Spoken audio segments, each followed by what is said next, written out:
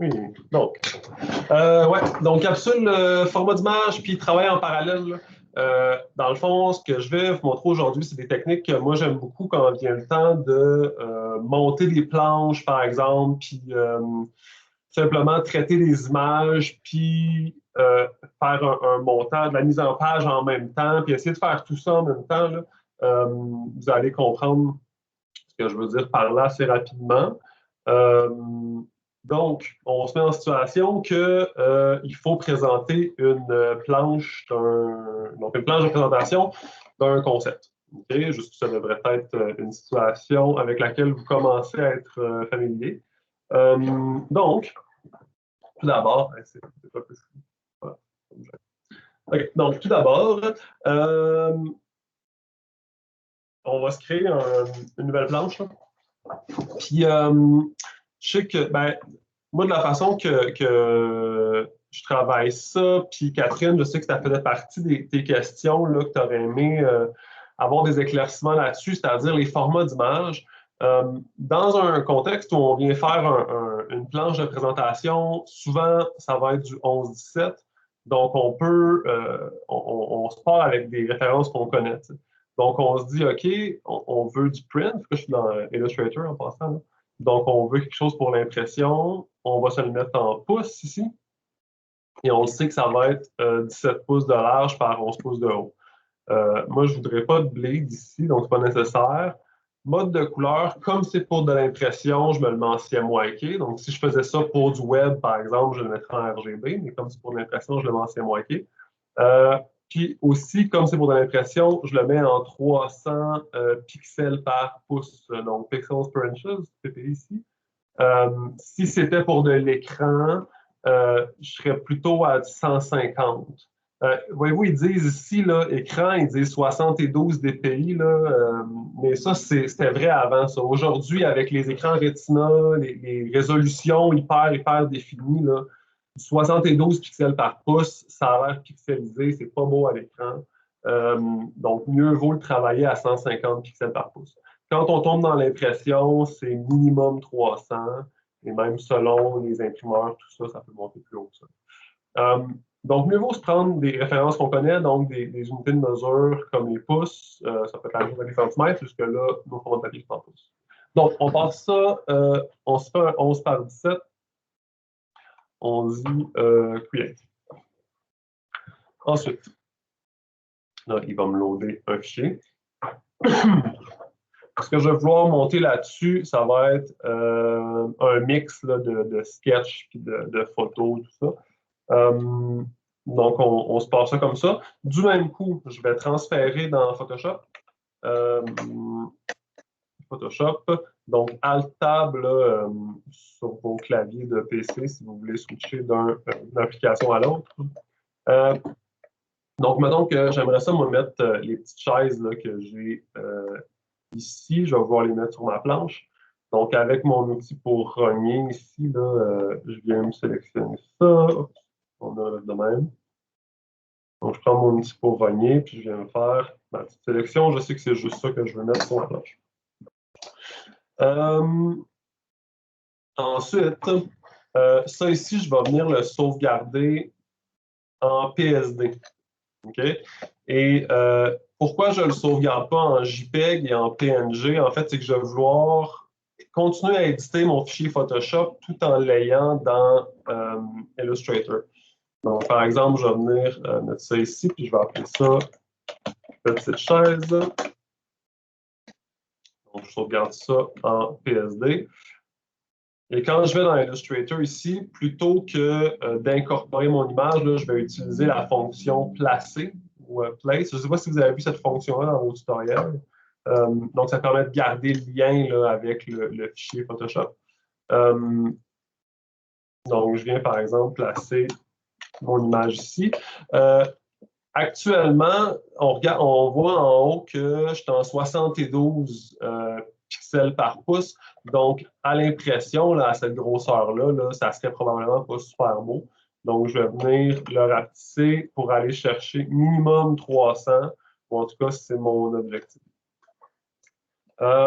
Ensuite de ça, si j'avais un fond de couleur sur cette image-là, par exemple, je me mets un petit fond, un petit gris pâle, ben, on verrait que mon image a un fond blanc, ce qui n'est pas super beau. Donc, ce que je vais faire, je reviens dans Photoshop, je vais faire CTRL-A là-dessus, donc sélectionner tout. Ensuite de ça, édition copier ou CTRL-C. Puis je vais venir créer un masque par-dessus. Si je clique sur Alt, puis je vais sur mon masque, je colle mon image et je l'inverse. Okay. Donc là, je suis venu me créer un masque qui vient afficher, c'est-à-dire qui vient rendre tout ça transparent. Okay. Donc, si on se souvient comment fonctionnent les masques, dans le fond, ce qui est en blanc est affiché, ce qui est en noir est caché. Okay. Donc, puis là, en fait, ce masque-là, je pourrais me l'appliquer sur une couleur unie. Ça, c'est une technique que vous devriez avoir vue avec, dans les capsules à Eric. Est-ce que je me trompe? Vous avez vu ça, ouais? Donc, de venir mettre là, en masque prendre votre dessin, l'inverser, puis vous servir de ça comme d'un masque, c'est honnêtement une technique qui est franchement pratique parce que ça me permet, si je viens quitter ça ici, donc, ça me permet de dire, ben, mettons, mon dessin, au lieu de le mettre en noir, j'aimerais ça de l'avoir en vert foncé. Mettons. Et donc, mes lignes de traits sont maintenant en vert foncé. Donc, je sauvegarde ça ici, je reviens dans Illustrator et il me dit il y a des choses qui ont été modifiées, voulez-vous les mettre à jour? Je dis oui. Et là, fantastique, il vient de me supprimer mon fond blanc, c'est-à-dire il a mis à jour mon fichier parce qu'il utilise mon PSD là, comme le lien entre les deux. Après ça, ben, moi, j'aime bien avoir le contrôle individuellement sur mes sketchs. Donc, ce que je fais, c'est que je viens, par exemple, juste pour que vous puissiez le voir, là, donc je me fais un carré, puis j'utilise ça comme masse d'écrêtage. Donc, CTRL-7, si je recommence, là, je peux le faire aussi avec un... Si je viens, donc je fais mon carré comme ça, je sélectionne les deux, et je vais dans Objet, Clipping Mask et Make, ou bien masse d'écrêtage, et appliquer ou produire, ou je ne sais plus quoi en français. Donc, l'idée étant que je viens créer, là, je viens dupliquer ça ici, puis c'est bien important que chacune de mes images ait encore son gros X dessus. Hein. Ce gros X-là, dans le fond, là, ce qui signifie, c'est que c'est un lien vers une autre image. À partir du moment où j'ai plus ce X-là, ça veut dire que mon image est rendue intégrée dans mon fichier Illustrator. Donc, si je fais des modifications dans mon Photoshop, ben là, le switch ne se fera plus. Hein, par exemple, si je venais copier-coller ça, là, puis par exemple, je viens faire embed ou incorporé, je pense en français. Puis je dis OK. Donc, voyez-vous, celle-là ici, là, j'ai plus mon X. Celle-là, j'ai encore des X. Donc, si par exemple, dans Photoshop, je venais changer ma couleur de mon trait, ici, donc, je viens mettre un bleu, par exemple, puis je sauvegarde. Quand je reviens dans mon Illustrator, je mets à jour. Donc, il est venu changer uniquement ceux-là. Celui-là, comme il est incorporé dans mon fichier, il ne change pas. Donc, ça, on évite ça. Là. On essaie de garder toujours nos liens. Je vais ramener ça, mon petit verre là, que je vais tantôt. Donc, comme ça. Puis là, je vais vouloir mettre mes petits sketchs comme ça ici. Par exemple. Jusque-là, est-ce que ça va pour tout le monde? C'est clair, ça utilise des techniques que vous avez déjà vues, je pense, dans d'autres capsules. Hein.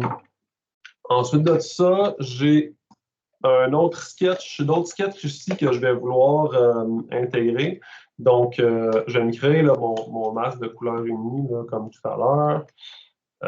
Je vais venir chercher mon image ici que je copie, que je viens coller à l'intérieur de mon masque et puis j'inverse. J'ai inversé avec CTRL-I sur mon clavier là, pour inverser les couleurs. Donc, on donne un truc comme tout à l'heure. Puis pour aller chercher là, le même vert de mon trait, je vais venir double-cliquer ici. Je peux copier mon code de couleur ici là, avec CTRL-C. Je reviens sur mon sketch, je double-clique ici et je fais un CTRL-V, donc j'utilise le même code de couleur sur celui-là. Ensuite de ça, je vais le sauvegarder. Pardon. En appelant ça ici chaise. Okay. Donc, je retourne dans mon fichier Illustrator, je fais CTRL SHIFT et P pour placer. Et je vais venir placer mon dessin tout à l'heure. Soit dit en passant, mes sketchs ici, je les ai faits à la tablette graphique. Là. Personnellement, à la tablette graphique, j'aime bien dessiner dans des fichiers qui font 3000 pixels par 3000 pixels. Moi, c'est un format qui, moi, me convient pour dessiner là, avec la grosseur de mon trait. Ça fait que rendu sur un 11-17, là, je suis en 72 dpi, là, mais admettons en 300 pixels par pouce. C'est un vrai gros comme ça sur un 11-17. Donc, j'imprimerais ça, puis ça aurait l'air pas super. Les traits seraient quand même clean. Donc, c'est un format de dessin là, qui convient bien. Donc, ça ici, je vais vouloir mettre ça avec mes autres petites chaises. Hein. Je vais montrer un peu mon exploration là, de chaises. Puis, celle-là ici, je vais la mettre en plus gros. Je vais venir me faire un masque un peu plus custom. Là, pour venir découper là, tout simplement ça ici. C'est juste un petit masque. CTRL 7. Donc, j'ai ma chaise ici. Ensuite de cela, je vais sur mon modèle, mettons, le plus important, qui se trouve être lui, je vais vouloir venir me mettre une vignette, parce que je trouve que ça va la mettre un peu plus en valeur. Donc, je vais venir me mettre ma vignette comme ça, que j'envoie au fond complètement. Ça va aller. Par contre, là, c'est transparent. Donc, dans mon fichier Photoshop, je viendrai donc remplir là, tout mon dessin de blanc ici. Je l'ai déjà fait. Excusez un petit peu je l'ai déjà fait ici. Donc, je suis venu me faire là, tout simplement là, une découpe là, où je suis venu mettre en blanc, que je viens apposer derrière mon dessin. Encore là, je sauvegarde mon fichier Photoshop. Et il me dit, est-ce que vous voulez le mettre à jour? Je fais oui. Fait que la technique, là, c'est vraiment ça. C'est si on le sauvegarde en PSD et qu'on incorpore le PSD, ça permet de faire super rapidement le switch entre les deux. T'sais, on n'a pas à toujours réexporter un PNG. Là, on importe le nouveau PNG. Là. On est en fin de session, on n'a pas le temps. Là. On save un PSD puis on incorpore directement le PSD. C'est beaucoup plus efficace. Mais voyez-vous, je trouve que mon trait vert, il est trop vert, il n'est pas assez foncé. Fait que, tu sais, en faisant ça comme ça, justement, ça me permet de voir tout de suite dans ma mise en page de quoi est-ce que mes images ont l'air. Donc, là, je le sais, je le vois tout de suite que c'est trop vert, donc je peux revenir. Je viens changer ça, le mettre plus foncé. Je sauvegarde. Je vais faire la même chose ici. Donc, je vais aller sur mon calque, je vais coller ma même couleur, je sauvegarde. Je reviens dans Illustrator. Puis, il a mis à jour tout de suite mes fichiers Photoshop. Ça ici, on peut gagner un petit point. Un autre truc que je voulais aussi rajouter, c'est j'avais ici, j'avais fait une version avec des bras que finalement, j'aime pas trop, mais j'ai ma petite annotation là, où j'ai écrit acier. Là.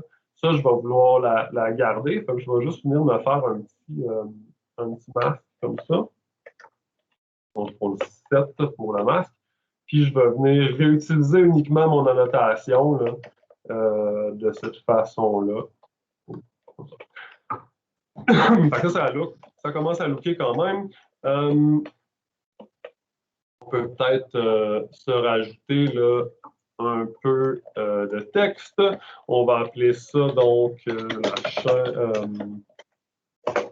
la chaise de parc. C'est un genre de banc solo. Comme ça, on va mettre ça une belle dispo. Comme ça, comme ça. OK. Ensuite. Ah, là, ça va être le fun. Une autre image que je voulais rajouter, c'est une mise en situation.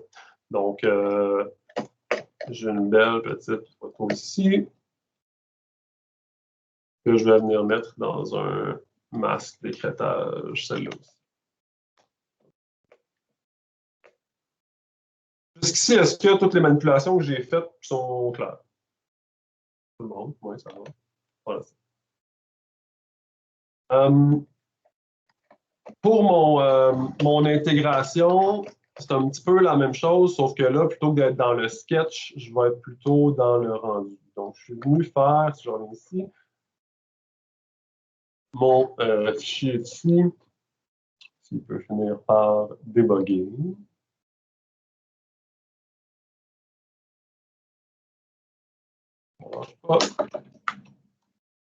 Bon, voilà. Donc, je suis venu faire un petit rendu rapido de mon petit concept de chaise. Là. En passant, il y a plein de choses qui ne marchent pas avec cette chaise-là. C'est vraiment juste un dessin, un sketch que j'ai fait de ma main qui m'a servi pour l'exemple, mais je suis conscient qu'il y a plein de choses qui ne marchent pas avec cette chaise-là. Donc, je viens mettre mon rendu dans mon image. Je sauvegarde et je reviens ici. Il me dit, voulez-vous le mettre à jour? Oui. Puis, je peux avancer comme ça dans mon concept en le regardant dans le contexte. Donc, si je vais mettre ça. Donc, tu sais, je réalise que, par exemple, mon vert ici et mon vert là sont un peu loin. C'est pas dans les mêmes teintes. Fait que j'aimerais que ça fitte plus. Fait que je peux venir me rajouter, par exemple, un filtre photo hein, qui va venir me donner un peu, qui va venir jaunir un peu ma scène. J'avais fait quoi? J'avais fait un petit truc de teinte saturation, un petit calque de niveau qui vient à jouer sur mes couleurs. Pardon. Donc, je sauvegarde ça ici. Et je reviens là. Il me dit, voulez-vous mettre à jour? Je dis oui. Ah, déjà, c'est un peu plus intéressant comme traitement d'image. On va peut-être même rajouter une vignette. Ça, les vignettes, je vais vous montrer rapidement comment faire parce que c'est quand même vraiment pratique. Là. À moins, avez-vous déjà vu comment créer une vignette dans Photoshop? So. Okay. Je vais en faire une rapidement. Si je crée un nouveau calque comme ça ici, puis je fais une sélection elliptique de ma scène. Donc, je fais une grosse ellipse comme ça ici. Ensuite de ça, j'inverse ma sélection, donc select et inverse. Donc, il est venu sélectionner là, les 4 coins de mon image. Je vais dans Select and Mask.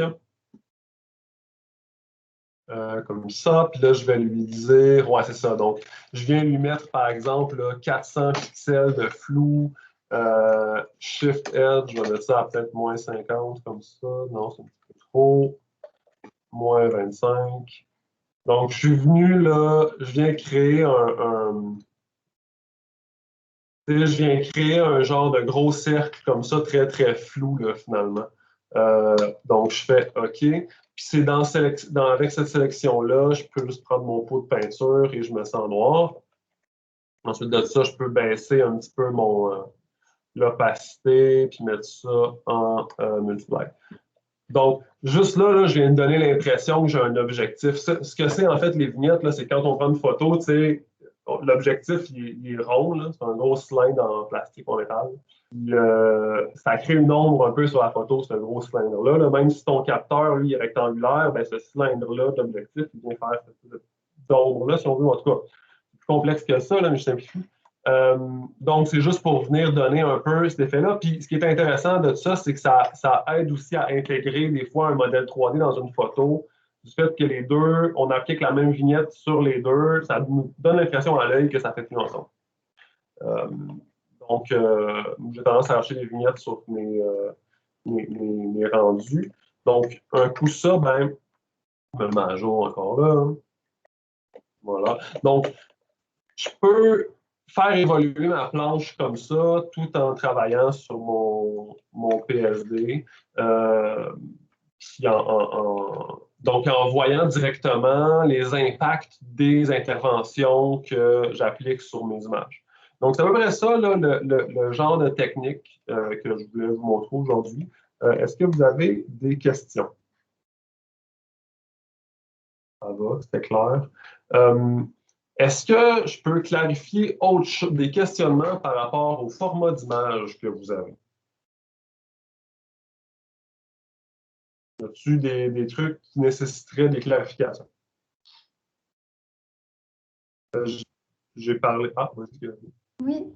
Ben, c'est ça, je me demandais, est-ce que c'est un peu le même principe avec InDesign quand on importe des photos puis tout ça? Tu sais, c'est sûr que des fois, les images, ils ont comme la flou, mais finalement, sont belles. Est-ce que c'est facile comme de savoir c'est quoi ta résolution finale de ton image? Je te dirais que, dans le fond, c'est un peu le même principe dans InDesign. Oui, l'InDesign, il a la fâcheuse habitude de venir mettre tes images floues quand tu es en mode normal. Là, parce que du fait que, mettons, InDesign est fait pour avoir 1000 pages, 2000 pages, ben là, s'il fallait que toutes tes photos dans tes 2000 pages soient haute résolution, ton ordinateur, il prend un grand feu. Fait qu'à la place, il baisse la résolution des images pour être capable de gérer tout ça. Ce qui est important quand tu importes des images dans InDesign, c'est que ton fichier source soit haute qualité. Donc, par exemple, dans cette situation-ci, c'est ma photo, c'est mon fichier Photoshop qui compte. Donc, au-delà du, tu sais, ton InDesign, tu vas le créer selon ta résolution de ton format final, c'est-à-dire ton 11:17 ou que ça soit un livret, whatever. Ça, c'est une chose. Ensuite de ça, les images que tu importes, ben là, ça va être dans Photoshop que tu vas les gérer. Donc, ici, dans Photoshop, quand je vais dans Image Size, je vais dire, mettons, 3000 par 2000. Ça ne nous dit pas grand-chose, ça, 3000 par 2000 pixels, c'est quand même flou. Donc, allons-y plutôt en pouces. Là, il me dit 47 pouces. 47 pouces, c'est énorme, mais ce n'est pas vraiment 47 pouces parce que c'est une résolution de 72 pixels par pouce. En réalité, si je mets 300 pixels par pouce, c'est même pas ici qu'il va voir je vais créer un nouveau fichier, ça va être plus clair. Quand je fais un nouveau document, puis que je lui dis donc 300 pixels par pouce, puis mettons que je fais, je dis mettons 3000 par 1500. Okay? J'en crée un nouveau. Puis, je vais faire la même chose. Je vais en faire un nouveau que je vais dire 3000 par 1000. Non, c'est pas vrai.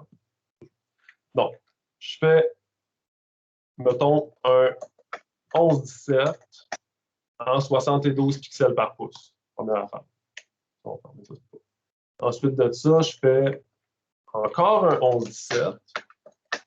Et lui, je vais le mettre en 300 pixels par pouce.